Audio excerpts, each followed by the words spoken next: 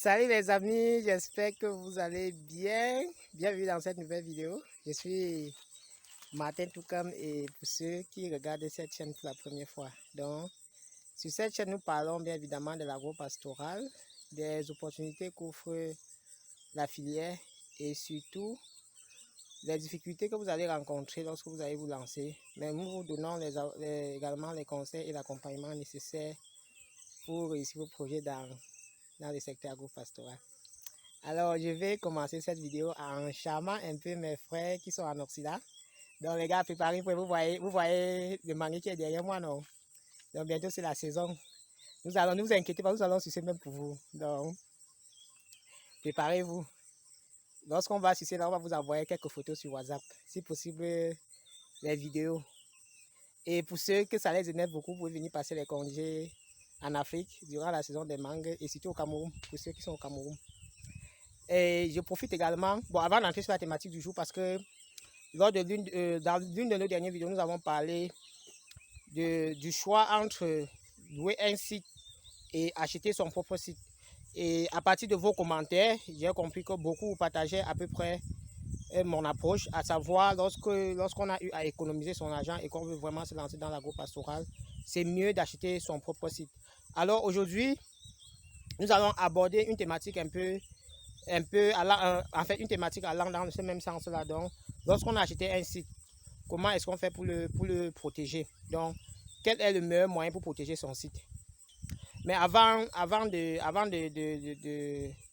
d'aller directement vers la vidéo, j'aimerais quand même, à partir de ces fruits que je vous présentais tout à l'heure, c'est de vous parler d'une opportunité que vous pouvez saisir pour ceux-là qui cherchent dans quoi investir en Afrique. Donc, vous savez, sur le continent africain, la grande partie du continent africain se trouve dans les tropiques. Et dans les tropiques, c'est dans les tropiques que poussent la plupart des arbres fruitiers. Donc vous allez voir qu'il y a beaucoup d'arbres fruitiers que nous avons, mais que les autres n'ont pas la chance d'avoir, notamment les avocats, les mangues et bien d'autres. Et ces arbres fruitiers-là, ce sont les plantes à production saisonnière. Donc, vous allez voir, au Cameroun, on a commencé à avoir les premiers mangues. En mai, nous avons entamé le mois de mai. Bientôt, ça serait le pic de production. Et après, à partir de septembre, octobre, plus rien, jusqu'à ce qu'on se retrouve encore en avril, mars de l'année 2022. Or, il y a une possibilité de se faire de l'argent pendant cette période d'abondance. Parce que ce que vous n'êtes pas dit durant la saison d'abondance, c'est que nous allons jeter plusieurs fruits. Donc, on va consommer ce qu'on peut consommer et le reste sera jeté. Lorsque ce reste-là est jeté, pourtant, on pouvait bien le transformer. Il y a une usine, bon, une opportunité dans la production des fruits séchés. Donc, vous pouvez par exemple produire des mangues séchées. Dernièrement, je suivais une grande entrepreneuse camerounaise qui fait dans la formation des femmes dans la production, dans les produits cosmétiques. Et j'ai remarqué qu'elle s'était amusée avec ses étudiants à développer les gels de mangue, les gels de tomates et bien d'autres. Donc en fait, la grande saison des mangas arrive bientôt. Et ceux qui cherchent des opportunités pour investir en Afrique, pourquoi ne pas investir dans la production des fruits séchés? Pourquoi pas produire les mangues? Pourquoi pas produire, je sais pas, les papayes séchées? J'ai vu dernièrement, j'avais oublié, la grande saison des prunes arrive également. Et je vous jure, j'ai goûté les prunes séchées l'année dernière qui m'avait été offert par un grand frère. Mais c'était magnifique. On faisait un long voyage. J'ai consommé cela durant tout le voyage. Si vous n'avez pas encore eu l'opportunité de les goûter, vraiment, je vous prie de chercher à les goûter. Ces prunes-là sont vraiment magnifiques, quoi. Et c'est la même chose que les mangues. J'ai eu également l'occasion de goûter les mangues l'année dernière. Alors, pourquoi ne pas transformer nos fruits? Même si on a les contraintes réglementaires qui peuvent un peu nous empêcher d'exporter sur d'autres marchés, je pense qu'on peut trouver un très bon marché en Afrique. Et avec la zone économique de libre-échange qui vient d'être mise sur pied depuis janvier, je pense qu'on aura une très belle opportunité. Et dernièrement même, donc pour ceux qui s'intéressent aux différentes filières, surtout à notre filière agro-pastorale, il y a des efforts qui sont faits par le ministre du Commerce pour favoriser. Donc il y a une plateforme qui a été mise sur pied pour favoriser les échanges dans cette zone, les échanges commerciaux dans cette zone de libre-échange. Donc, ils souhaitent créer une plateforme pour permettre aux produits camerounais d'avoir une visibilité à l'échelle continentale et tisser des liens commerciaux. Donc, en fait, nous devons profiter de toutes ces opportunités-là pour développer notre environnement. Donc ne pensez pas que l'agro-pastorale ne se limite pas à la production, à la production, à la production. Non, c'est une chaîne de valeur où on a les producteurs, on a les transformateurs, on a les transporteurs, on a les distributeurs. Donc, vous devez absolument penser dans quel maillon de la chaîne de valeur vous insérez et apporter votre valeur ajoutée. Donc, comme j'ai commencé la vidéo en bas du manguier, j'ai voulu partager un peu cette petite réflexion avec vous. Bon, maintenant, en fonction de votre pays et en fonction de votre vision des choses, vous pouvez mettre en commentaire ce que vous pensez que nous pouvons faire avec les fruits dans la saison d'abondance. Est-ce que vous avez un produit particulier sur lequel on peut transformer nos produits pour apporter une valeur ajoutée et éviter les pertes post-récolte durant les saisons d'abondance?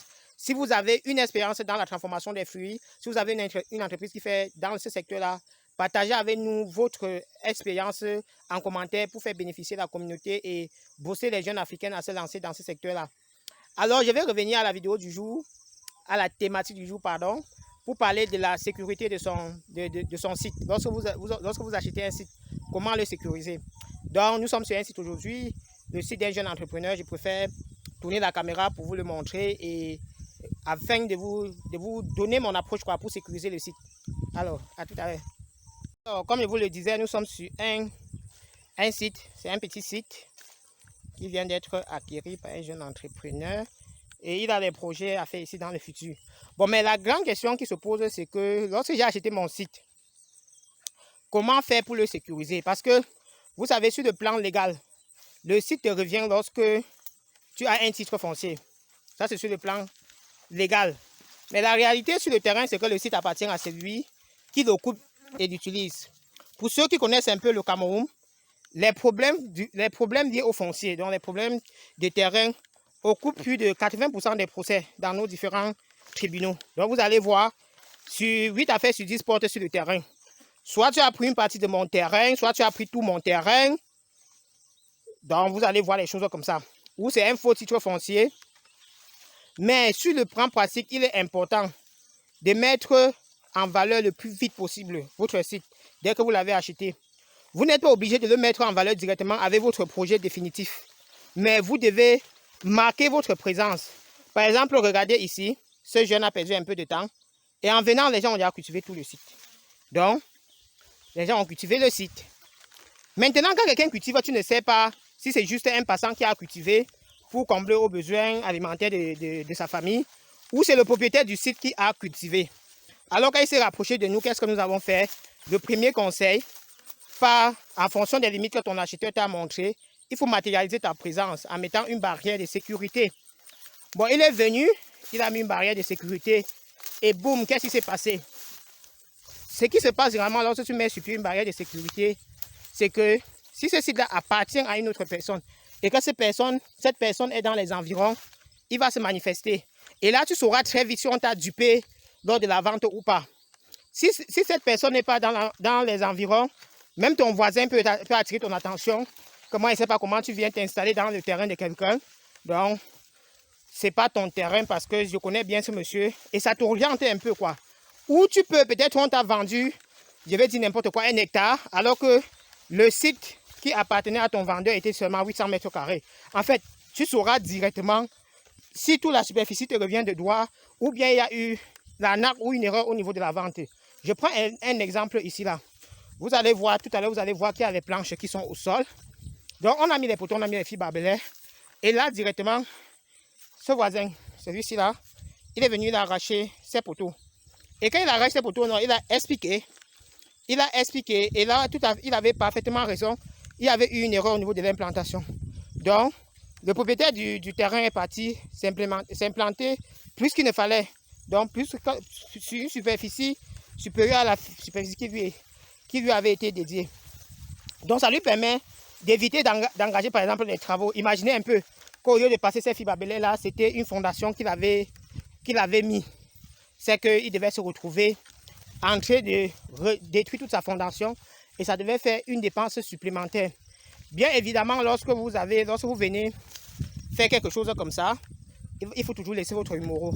Dans la plaque, il y a le numéro pour permettre aux gens qui pensent avoir le droit sur le terrain de te contacter et de poser clairement leurs problèmes. Parce que, en fait, ta volonté n'est pas de faire les problèmes, mais ta volonté, c'est d'avoir une vérité sur ce que tu as acheté et que tu penses qu'il te revient de droit.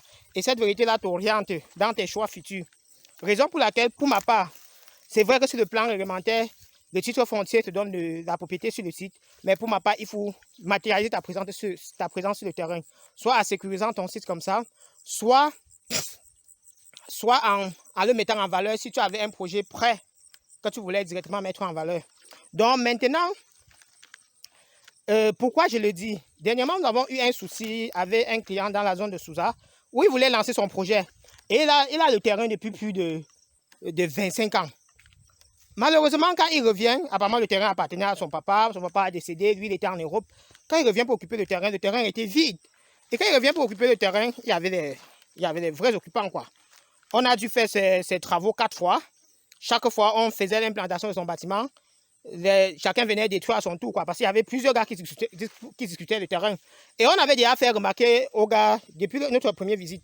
Donc, lorsqu'on a fait la visite de l'audit du site, parce que, en fait, sur cette chaîne, nous faisons dans l'accompagnement à travers les conseils, les consultations, les formations, les audits du site et l'accompagnement. Donc, dans l'un de nos services, nous avons fait l'audit de son site. Et dès le départ, on avait remarqué qu'il y avait ces problèmes-là.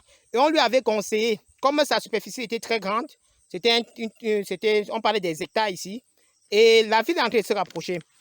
Maintenant, comme il n'y avait rien sur le site, on lui avait conseillé de mettre au moins les arbres fruitiers sur les limites pour délimiter, pour permettre aux gens de savoir que non, il y a quelqu'un. Il a dit qu'il a compris. Après, on a fait une seconde visite où les problèmes avaient déjà commencé. On lui a fait la même remarque, il a dit qu'il a compris. Après, il nous demandait d'aller faire les travaux. Quand on commence les travaux, les implantations sont détruites. C'était 3-4 fois. Et après, ce qui fait que, premièrement, c'est un problème. Donc, la nature, vous devez comprendre que la nature a horreur du vide. Si tu as un site et tu le laisses comme ça, les gens vont venir l'occuper. La nature a horreur du vide. Et quand quelqu'un occupe un site, même s'il sait qu'il a tort, il va utiliser tous les moyens pour vous démontrer qu'il a raison. Parce que, vraiment, je ne sais pas s'il y a quelque chose qui crée des problèmes comme le terrain. On dit souvent que l'argent est le nœud de la guerre, mais le terrain, l'affaire du terrain finit sur le terrain, comme on dit souvent. Parce que, dès mon jeune enfance, pour ceux qui ont eu à grandir dans les zones un peu litigieuses au Cameroun, vous allez remarquer qu'il y a les gens qui ont le titre foncier d'un terrain et il y a d'autres propriétaires sur le site, quoi. Donc il te dit que comme tu as gagné le chantier au tribunal, reste au tribunal avec. Moi, je suis le propriétaire du terrain, je vais cultiver jusqu'au jour où je vais mourir. Et éviter d'arriver dans cette situation-là. Il y a un moyen d'éviter d'arriver à ce niveau-là, c'est mettre votre terrain en valeur. Parce que je vous rappelle que le processus d'obtention d'un titre foncier est plus ou moins long en fonction de votre réseau et aussi en fonction du type de terrain que vous avez acquis. Soit c'est un terrain avec titre foncier que vous voulez juste muter, soit c'est un terrain où il faut immatriculer et tout ça. Là, en fonction du cycle, si le cycle, au fur et à mesure que le cycle se rallonge, c'est l'argent que vous devez dépenser. Maintenant, imaginez que vous savez que vous avez un lot, par exemple comme ici, vous ne matérialisez pas votre présence, vous ne savez même pas si le lot vous appartient véritablement. Vous partez engager des procédures pour obtenir un titre foncier. Après avoir dépensé les millions, vous vous rendez compte que vous avez un titre foncier, mais que sur le terrain, ça ne vous sert absolument à rien, quoi. Donc, vous avez sur le terrain, et vous voyez qu'il y a une autre personne qui a occupé les lieux et qui dicte sa loi. Parce que vous n'allez pas quand même dire que, même si quelqu'un vient s'installer confortablement sur votre terrain, chaque fois que vous allez venir travailler, vous allez venir avec des hommes en tenue, sauf si vous êtes gouverneur ou ministre, je ne sais pas de quel pays. Donc, il est important d'éviter d'arriver à ce niveau-là. Raison pour laquelle, dès le départ, la première étape, peut-être, c'est d'acheter le site, comme ça se fait en grande partie au Cameroun. Et la seconde étape, c'est matérialiser votre présence. La troisième étape, vous pouvez matérialiser votre présence, lancer votre processus d'obtention du titre foncier. Et ça vous permet déjà de savoir si le titre foncier que vous allez obtenir là sera véritablement le vôtre. Donc, cette vidéo est d'autant plus importante que nous-mêmes, en 2016, lorsque nous avons assisté à notre deuxième site d'élevage, donc là où il y a actuellement notre élevage de porc, la même dame qui nous a vendu, donc c'est elle qui est venue montrer là où on devait mettre les bornes. Mais quelques temps après, elle croyait qu'on avait acheté le terrain et parti. Lorsqu'on a commencé à tout détruire pour mettre sur pied notre ferme, elle est venue dire que non, on a bougé les bornes. Que là, on a mis les bornes, là, c'est pas ce qu'elle avait dit et tout ça. Elle a commencé une série de problèmes. Il a fallu tirer les choses au clair avant de continuer les travaux. Donc, ça nous a retardé presque pendant 1 an. Parce qu'on ne pouvait plus continuer à investir sans connaître si le site va nous revenir au finish ou pas. Donc, c'est super important de toujours matérialiser votre présence. Lorsque vous avez un terrain, soit vous faites en fonction de vos moyens et en fonction du projet que vous avez sur le terrain, en fonction de la superficie, vous pouvez marquer une présence provisoire comme mettre une barrière de sécurité, comme ce que vous avez vu dans cette vidéo, avec la mise en place des fibres barbelaires. Si vous arrivez, par exemple, qu'on a déjà cultivé le terrain comme ici, là, parce que Ce que vous n'avez pas compris, c'est que ces filles babelais-là montrent aux gens qui ont cultivé le terrain, mais c'était seulement les villageois qui cherchaient là où nourrir leur famille, qu'il y a déjà quelqu'un, donc il faut que l'année prochaine, ils doivent plus être là. Et comme les cultures qui sont ici ne sont pas des cultures très exigeantes, vous pouvez encore venir mettre des cultures comme la banane plantain au milieu de ces cultures-ci là pour matérialiser effectivement votre présence. La personne comprend directement qu'après la récolte, il faut qu'elle libère les lieux parce que le propriétaire des lieux est effectivement là. Donc alors, c'est ce conseil-là que je voulais partager avec vous parce que dans la dernière vidéo, vous avez beaucoup apprécié la vidéo sur le choix du site ou la location du site. Vous avez beaucoup apprécié et beaucoup été d'accord avec moi que c'est mieux d'acheter son site lorsqu'on veut lancer son projet. Donc, si on veut vraiment lancer son projet là, c'est mieux d'acheter son site pour les différents avantages que nous avons énumérés. Et pour ceux, si tu es nouveau sur cette chaîne et que tu n'as pas eu à regarder cette vidéo, il faut remonter dans la barre des descriptions. Tu vas voir, ça fait partie des, je pense, des 6 dernières vidéos. Vous allez voir, faut-il choisir ou louer son site. Et vous regardez cette vidéo-là, elle est magnifique. Je te jure que lorsque tu regardes cette vidéo-là, si tu comptes te lancer dans l'agro-pastoral, ça peut complètement changer ta vision. Donc, si tu as aimé cette vidéo, je t'invite à laisser un j'aime. Je t'invite surtout à laisser ton expérience en commentaire sur les problèmes de terrain. Et je t'invite surtout à partager pour faire bénéficier d'autres et faire grandir la communauté. N'oubliez pas, l'un des avantages d'avoir son site, il y a ce placement immobilier qui te permet plus tard d'avoir de la valeur sur ton terrain. Si vous voyez là, il y a les petites toitures là, vous voyez, il y a une toiture Bordeaux, il y a encore 2 autres toitures. Et je vous jure qu'il y a les chantiers autour de ce terrain. Et ce terrain est destiné pour un projet d'élevage. Et je ne suis pas sûr que pour finir, le promoteur va même le faire parce que la ville est en train de se rapprocher à une vitesse grand V. Et le promoteur pourra plutôt voir en ce site peut-être un site à fort potentiel immobilier ou utilisé pour d'autres fins, quoi. Parce que n'oubliez pas, on ne fait pas l'élevage à côté des habitations. On doit être le plus éloigné possible des habitations, mais on doit être le plus proche possible du centre d'écoulement. Alors, n'hésitez pas à nous contacter si vous avez besoin de nos conseils sur un projet d'élevage, si vous avez besoin de vous former pour comprendre pourquoi vous devez investir dans un secteur d'activité ou dans quoi vous mettez vos pieds, n'hésitez pas à nous solliciter pour recycler votre personnel si vous faites dans la production animale ou dans la production végétale. N'hésitez pas surtout de vous abonner et d'activer la cloche de notification pour ne rater aucune vidéo. Alors, je vous remercie de nous avoir suivis et je vous donne rendez-vous très prochainement pour une nouvelle vidéo. Ciao, ciao.